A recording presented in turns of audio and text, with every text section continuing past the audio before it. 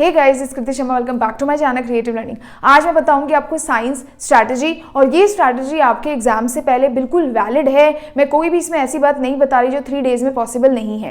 पहला क्वेश्चन, अगर आपने इंग्लिश का बोर्ड एग्जाम दिया तो आपको समझा होगा कि इंग्लिश में काफ़ी क्वेश्चन थे जो बहुत ईजी थे, 1-2 चीज़ें थी जो हल्की बहुत आगे पीछे थी, जो हर एक एग्जाम में आपके साथ रहेंगी। लेकिन ओवरऑल पेपर की बात करें तो वो ईजी था। ऐसा ही आपके बाकी पेपर्स भी होंगे और ये 200% गारंटीड होता है। दूसरी चीज, क्या इस टाइम पे आपको बैठ के एक एक वर्ड, एक एक किताब, एक एक क्वेश्चन करना है? तो गलत है। इस समय वो पर्सन स्मार्ट होता है जो सबसे ज्यादा स्मार्ट क्वेश्चंस को पिक करता है। सो ये जो 3 डेज है, it's all about picking up the right questions, उन क्वेश्चंस को करना जो बिल्कुल एग्जाम्स अप्रोप्रिएट है। What do I mean by exam appropriate? ऐसे क्वेश्चंस जो रिपीट होते हैं, ऐसे क्वेश्चंस जो इंपॉर्टेंट है के लिए और जो सीबीएसई के फेवरेट्स हैं, उन चीजों को टारगेट करके हम आने वाले 3 दिन में अपनी स्ट्रैटेजी को करेंगे। ध्यान से देखो, मैं यहाँ पे 3 डेज का टाइम टेबल बता रही हूँ। मैंने आज को इंक्लूड नहीं किया है, मैंने 1, 2 और 3 को इंक्लूड किया है। तो आप समझ लो कि आपका डे 1 आपने फिजिक्स और बायो पढ़ा, डे 2 आपने केमिस्ट्री और बायो पढ़ा। फिजिक्स और केमिस्ट्री के साथ आपको साथ साथ में बायो का सिलेबस भी खत्म करना है। फर्स्ट डे में जो भी आप सब्जेक्ट्स पढ़ रहे हो, इन सब्जेक्ट्स में आपको पढ़ना क्या क्या है वो मैं आपको बताती हूँ। सबसे पहले आपको करना है इंपॉर्टेंट टॉपिक्स। मैंने इस चैनल पे ऐसा कोई भी चीज नहीं है जो अपलोड नहीं करी है। दूसरा, आप टेलीग्राम ज्वाइन कर लो। टेलीग्राम में मैं बैक टू बैक 3 दिन तक आपको इंपॉर्टेंट क्वेश्चंस भेजने वाली हूँ। तो आपको सबसे पहले इंपॉर्टेंट टॉपिक्स करने हैं। साइंस के ऐसे कौन से इंपॉर्टेंट टॉपिक्स हैं जो बार बार आते हैं? अगर आपने फिजिक्स खोली, फिजिक्स में सब पढ़ने नहीं बैठोगे, आप देखोगे अच्छा आई वाले चैप्टर से आई डिफेक्ट्स बहुत इंपॉर्टेंट है, बार बार आ रहे हैं, उसको पढ़ो पहले। उसके बाद आप देखोगे यार ये रिफ्लेक्शन के केसेस सॉल्व करने के लिए आते हैं, इलेक्ट्रिसिटी का क्वेश्चन आ रहा है, ये सारे आप पहले करोगे। और वो आपको कैसे पता चलेगा? इंपॉर्टेंट टॉपिक्स, इंपॉर्टेंट क्वेश्चन से। तो जब आप इंपॉर्टेंट क्वेश्चन खोलोगे तो इंपॉर्टेंट क्वेश्चंस में आपको दिखेगा कि क्वेश्चन है, उसका आंसर है। तो रादर देन आप उसको क्वेश्चन को पढ़ने के, क्वेश्चन पढ़ो पहले, उसके बाद वही से रिलेटेड जो टॉपिक है, जिस टॉपिक से उस क्वेश्चन को उठाए, वो पूरा टॉपिक भी पढ़ लो। तो ऐसे क्या होगा कि इंपॉर्टेंट क्वेश्चंस के थ्रू आपका इंपॉर्टेंट टॉपिक्स भी हो जाएगा। समझे क्या कह रही हूँ? कि आपने इंपॉर्टेंट क्वेश्चंस के पीडीएफ खोले, आपने इंपॉर्टेंट क्वेश्चन पढ़ा। पहले था कि डिफेक्ट्स ऑफ आई, जिसमें आपने एक डिफेक्ट पूछा था, आपको दिमाग में क्लिक हुआ भाई this one is important, can be asked in exam. आप उस डिफेक्ट वाले क्वेश्चन से उस पूरे डिफेक्ट वाले टॉपिक पे गए और वो पूरा टॉपिक पढ़ डाला। ऐसे होता है आपका इंपॉर्टेंट टॉपिक कवर। तीसरी चीज, आपकी जो एनसीईआरटी पीछे की टेक्स्ट होती है वो आपको सारी सॉल्व करने की जरूरत नहीं है, लेकिन पढ़ने की बहुत जरूरत है।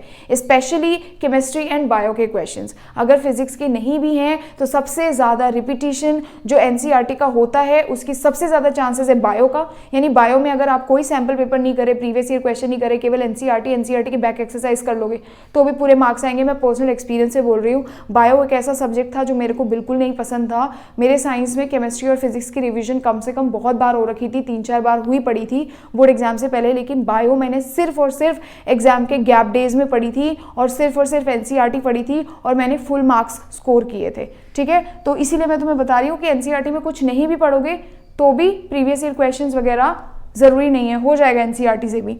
इंपॉर्टेंट डायग्राम्स मैंने ऑलरेडी डाल दिए हैं और प्रीवियस ईयर क्वेश्चंस, ये सारी चीज़ें यार मैं तुम्हें इस वीडियो के नीचे एक डिस्क्रिप्शन मिलेगा, तुम्हें मैं लाइन से important questions of chemistry, important questions of physics, सारे लिंक्स दे दूंगी। साथ में टेलीग्राम ज्वाइन करोगे तो तुम्हें बाकी के भी जो आने वाले टाइम में बच्चे इंपॉर्टेंट क्वेश्चंस सॉल्व करके भेजेंगे वो भी मैं ग्रुप में डालूंगी, तो टेलीग्राम ज्वाइन कर लेना। ये तो हो गया आपका कि कैसे आपको रीच आउट करना है, कैसे आपको पढ़ना है। लास्ट डे होता है एक चीज जो बहुत मेजर इंसाइट था बच्चों से, कि जिन भी बच्चों ने मॉक सॉल्व किया था वो सारे बच्चे पेपर टाइम से पहले फिनिश करके आए हैं और उन्हें समझ आया है कि कैसे स्ट्रेटेजाइज करना है। तो मॉक टेस्ट करना इंपॉर्टेंट है। जब आप पढ़ रहे होते हो आप एक ऑर्गेनाइज्ड सेट में पढ़ रहे होते हो। आपने पहले ये क्वेश्चन किया, फिर ये क्वेश्चन किया, फिर वो ब्रेन में एक फोल्डर सा बनता जाता है। लेकिन जब आपके आगे क्वेश्चन पेपर आता है, इट्स एक मिक्स ऑफ ऑल क्वेश्चंस, तब आपको क्या होता है, डिफिकल्टी होती है क्वेश्चंस को टैकल करने में। 2 मॉक टेस्ट जरूर लगा के जाना है साइंस में, चाहे जो मर्जी हो जाए।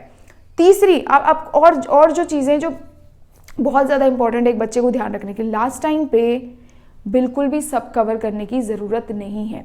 अगर तुमने 50 क्वेश्चंस पढ़े हैं तो वो तुम्हें मुंह ज़बानी याद होने चाहिए। तुम्हें उस क्वेश्चन का एक से एक, छोटी से छोटी, बड़ी से बड़ी एक एक डिटेल पता होनी चाहिए। ऐसे मोटिवेशन के साथ तुम पढ़ो, 200% तुम्हारा पेपर इजी ही आएगा। मैं बार बार बोलती हूँ ये चीज़, सीबीएसई का 10th बोर्ड सबसे आसान होता है और पेपर बनता ही ऐसे है कि तुम लोग लिख सको। तुम लोग अगर पेपर में लिखोगे ही नहीं तो सीबीएसई चेक क्या करेगा। तो इन फोकस करके इस तरीके से आप अपना पूरा साइंस का स्ट्रैटेजाइज करो। मैं इंस्टाग्राम पे रोज़ लाइव आ रही हूँ, तुम मुझे वहाँ कनेक्ट कर सकते हो। जो भी तुम पढ़ रहे हो मेरे साथ शेयर कर सकते हो, मुझे टैग कर सकते हो। मैं सारे बच्चों की स्टोरीज और होमवर्क्स देखने की पूरी कोशिश करती हूँ। एक चीज़ आपको जो बहुत ध्यान रखनी है वो ये है कि लास्ट डे के लिए आपको कुछ भी पढ़ने के लिए नहीं छोड़ना है। प्लीज़ इतनी मेरी बात बस मान लो, जो कवर करना है इन 2 डेज़ में करो। लास्ट डेज में केवल revision, mock test, previous year questions या कोई ऐसी चीज़ जो आपकी गलती से छूट गई वो सब आपको करना है। तो I see you in the next video. तब तक के लिए चैनल को सब्सक्राइब करना मत भूलना। सारे बोर्ड्स की प्रिपरेशन स्ट्रैटेजी मैं यहाँ पे डालूंगी। बाय।